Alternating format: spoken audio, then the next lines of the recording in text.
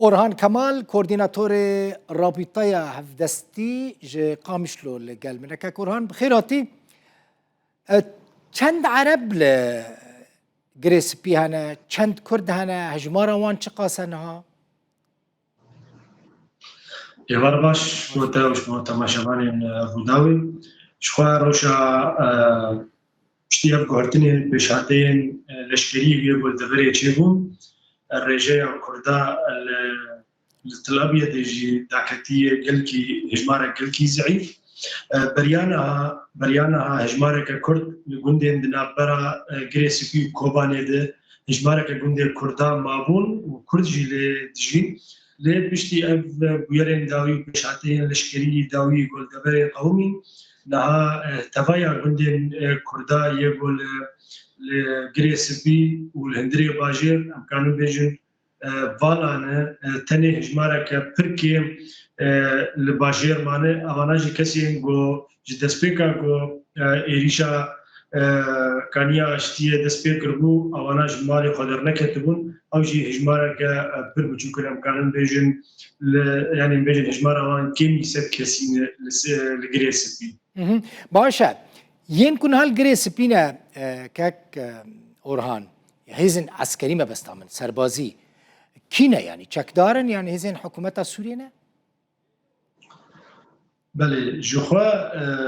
الدوسة نشتجين هردو باجارين سيكانية وغريسبي رسن هن عربين هاوردا وهن مالباتين وان تشكدارين قولنا بلوان دهاتا كرن ارتش عن اجتماعي سوري مالباتين وان خصن دوسة خلقين رسني هردو باجارا نها او كسين قول هردو باجارا مانه مالباتين وان تشكداران كسين دردورا ديري ورقا وتلبراك تلحميس دردورا قامشلو او هندوان هردو باجاران مانه او نيجو دزدان سر مالو ملكي خلقي وناخوازن دركبن وناخوازن مالو ملكي خلقي بدنوان يعني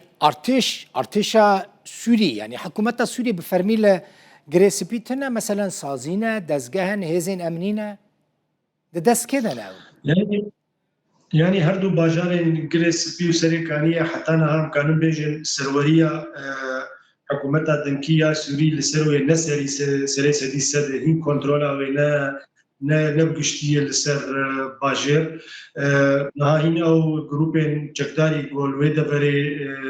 هبون او هين روش هين دست ديوان دي هين او جوار هردو باجران بنكشي يعني هين وان سازي رادستي حكومتها دمكي بشكل كي فرمي هنات يكرم جبلوا روشا اولهيه لبان هردو باجران حتى انها نسر راستن وابي بيس دمجي وحيانا رينها تيدان وخلق كانوا بقى سر مالو ملكي اخوان تشتك ناي قوتن لسر چارنويسا خلقي ميل كل داري مثلا بحثاويه كي كرن كوي فغرن ونغرن ومثلا تديد خلقي مي عفرينه هدي فرمي فغريان يعني امانات فغريان جين خو جبو في تو بروجيك جبو سريكاني غريسبيتونايا نا تاوك في قاوي تي بروجي كله بيجن فرمي دروجه في ده هنا هاتي اشكر كرن لين غوري شوباندنا ما والغوري هناك هديتني ما برايداين غوبر تكلدار فان جارم هناك دارو ستاندن تكرن تكلينا هاتكرن شوال لغوري امبيجن ايمانا بيشتونه هي غواتيه مذكرندنا برا هز سوريا الديمقراطيك وحكومتها دمكيه سوريده يكشي خالنوي بقرا خلكين كوتشبر مسر مالو ملكي خون نهاج توسري كانيه دما داوود باجار حتى رادستكرن جو حكومتها دمكيه سوري برپرسه باجر دانين امبيجن برپرسه نخوشخانان اجتماعي ايرو دانين لهي تي امبيجن كوميتا وتي دانو سندن وتي زمانك نهاتي دست نشاكرين تاقو كنجي روشافي باجاري آرام تاقو خلق كانوا بفقرن يعني قلق قاف هند بين آغيتن برياق وخلق بفقرن يكجي قواف كسين قد مالو ملكي خلقي دانا لقريس بيو لسريكانية مالو ملكي خلقي بالا بكن ياد دا روشا أولهية وروشا إداري ريفابري بدست نشاكرين أولهية خلقي بباراستن